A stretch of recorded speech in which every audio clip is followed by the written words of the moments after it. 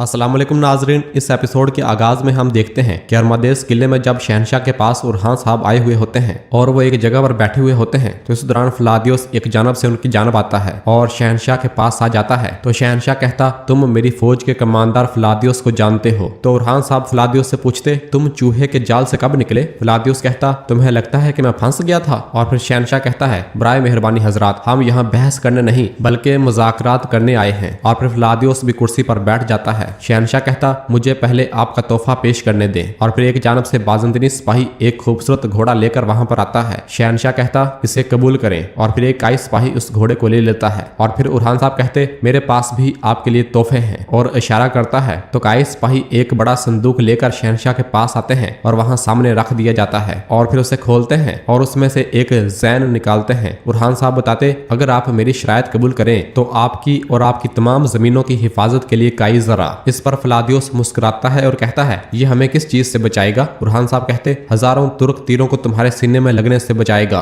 इस पर फ्लादियोस को बहुत गुस्सा आता है और फिर जैन दोबारा संदूक में रख दी जाती है और बाज़ंतीनी सिपाही उस संदूक को लेकर रवाना हो जाते हैं। जबकि इसी दौरान साथ साथ डेफने के सिपाही किले के सिपाहियों को मौत के घाट उतारते ही चले जा रहे होते हैं। तमाम रास्ते साफ किए जा रहे होते हैं। और फिर अंदर किले में डेफने फातिमा और बाकी खवातीन से कहती है, ये इस पुराने किले का बेहतरीन कमरा है जो आप और फातिमा के लिए तैयार किया है। आप अंदाजा नहीं लगा सकती कि मैं आपको अंदर क्या दिखाऊंगी। और जैसे ही दरवाजा खोलती है तो कमरे से अब्दुर्रहमान बाहर निकलता है। डेफने गौर से अब्दुर्रहमान को देखती है और फिर अब्दुर्रहमान कहता, आप जिस कमरे में ठहर रही हैं मैं उसे देखना चाहता था नीलोफर खातून। नीलोफर कहती, शुक्रिया अब्दुर्रहमान आल्प। और फिर अब्दुर्रहमान कहता, आइए। और फिर नीलोफर और बाकी खवातीन कमरे के अंदर दाखिल हो जाती हैं। तो डेफने कहती, आपके सिपाही ऐसे हैं कि वो तुर्क क्या कहते हैं, माशाल्लाह सब खूबसूरत हैं। जिस पर फातिमा कहती, तौबा अस्तगफिरुल्लाह। तो डेफने कहती, फिक्र ना करो फातिमा, मैं अपनी बहन की तरह तुर्क से मोहब्बत करने का इरादा नहीं रखती। तो नीलोफर कहती है, तुम बिल्कुल भी नहीं बदली, तुम अब भी वही मुट्ठी भर लड़की हो। डेफने कहती, मैं आपको अपने बचपन की बेहतरीन यादें दिखाऊंगी। और फिर इसके बाद एक गुड़िया लेकर आती है और नीलोफर को दिखाती है। नीलोफर उसे देखकर बहुत खुश होती है और कहती है, ये वही है ना,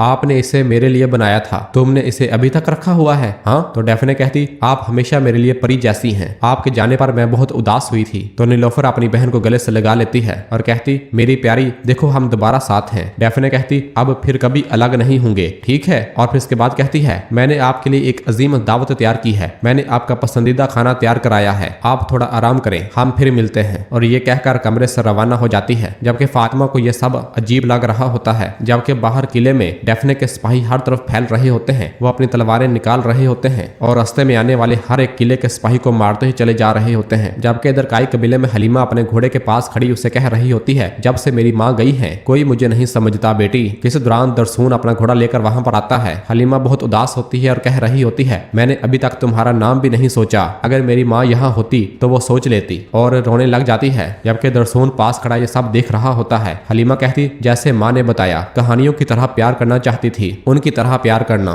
उनकी तरह जलना, लेकिन अब वो मुझे कहते हैं कि जिसे दिखाएं उसी से प्यार करो और उनके रास्ते पर चलूं। मैं नहीं जाऊंगी, मैं नहीं जाऊंगी, मैं अपनी माँ की बागी बेटी हूँ, अगर वो यहाँ होती वो इजाजत इन्हें देती है ना? जिस पर दरसून कहता, सरदारजादी। दरसून की आवाज सुनकर हलीमा अपनी आंखों को साफ करती है। दरसून कहता, तुम्हारे पास दिल भी है? हाँ। हलीमा पूछती, तुम यहाँ क्या कर रहे हो? दरसून कहता, तुम रो रही हो, मैंने वो कहा रोने के लिए दिल की जरूरत होती है। हलीमा कहती, मैं रो नहीं रही थी, चारों तरफ घास है, मेरी आंखों में मट्टी आ गई। दरसून कहता, ठीक है। और फिर एक रुमाल देते हुए कहता, फिर अपनी आंखें साफ करो। तो हलीमा अपने आंसुओं को साफ करती है। दरसून कहता, रोते हुए तुम अच्छी नहीं लगती। हलीमा कहती, करासियों का रेशम का रुमाल? हाँ। दरसून, क्या तुम सरदारजादे हो? कुछ तो है। दरसून कहता, मैं इतना खुशकिस्मत नहीं हूँ, ये कभी मुझे सरदारजादे ने दिया था, अगरचा मेरी माँ ने इस पर कढ़ाई की, ये रेशम की वजह से नहीं बल्कि मेरी माँ की वजह से कीमती है। और फिर कहता, तुम्हारी माँ ने तुम्हें कहानियां सुनाई, कोई भी तुम्हें अपनी कहानियों में शामिल नहीं कर सकता, तुम अपना अफसाना खुद लिख सकती हो, कोई भी तुम्हें झुका नहीं सकता और ना ही तुम्हें अपनी कहानियों में शामिल कर सकता है।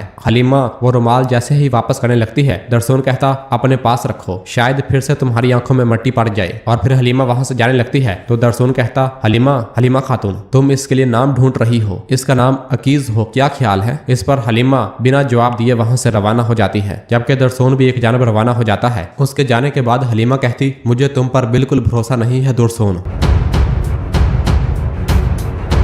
जबकि कबीले के एक जानब अलाउद्दीन एक जख्मी बच्चे के पास मौजूद होता है और उसके बाजू पर पट्टी देखते हुए कहता, आओ देखते हैं कैसा है। और जैसे ही उसका बाजू हिलाता है तो बच्चे की थोड़ी आवाज निकलती है। अलाउद्दीन कहता, क्या हुआ, क्या तुम डर रहे हो? काई मर्द कभी नहीं डरते, डरो मत। जबकि गोंजा भी वहां आ जाती है और ये सब देखने लग जाती है। और फिर अलाउद्दीन उसके बाजू पर मौजूद पट्टी खोलने लग जाता है और जब पट्टी खुल जाती है तो अलाउद्दीन साहब कहते, ये तकलीफ नहीं देता है ना? तो बच्चा कहता, हाँ बिल्कुल तकलीफ नहीं हुई। अलाउद्दीन उसे गले से लगा लेता है और फिर कहते हैं, अपने बाबा को परेशान मत करो, ठीक है? और फिर उसका वालिद उस बच्चे को लेकर वहां से रवाना हो जाता है।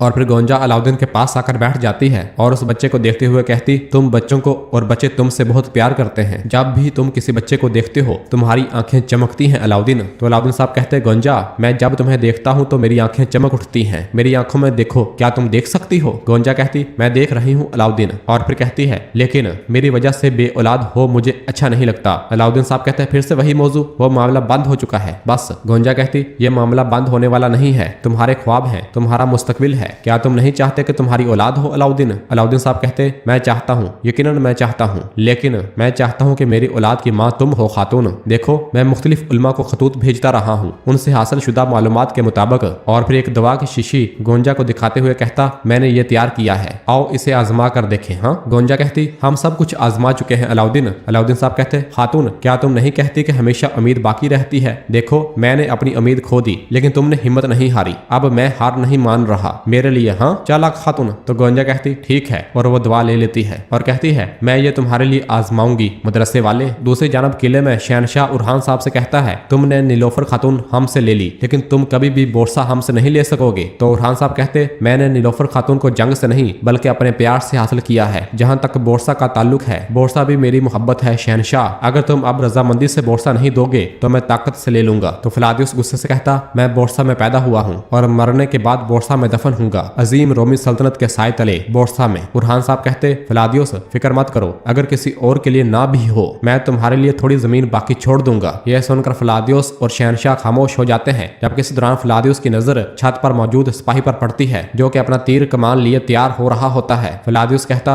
अगर आप इजाजत दें शहनशाह, और वहां से चला जाता है। उसे इस तरह देखकर जरकुताए बुरान से पूछता, भाई ये इतनी जल्दी में क्यों है? बुरान कहता, कुछ अजीब है, हम जल्द ही समझ जाएंगे भाई। और नाजरीन इसी जगह पर एपिसोड खत्म करते हैं, मिलते हैं बहुत जल्द अगली एपिसोड के साथ। वीडियो को लाइक कर दें और जिन दोस्तों ने अभी तक चैनल सब्सक्राइब नहीं किया वो जल्दी से चैनल सब्सक्राइब कर दें और बेल आइकन यानी घंटी वाले निशान को भी प्रेस कर दें ताकि आने वाले एपिसोड्स आपको आसानी मिल सकें। दुआओं में याद रखें। अल्लाह हाफिज।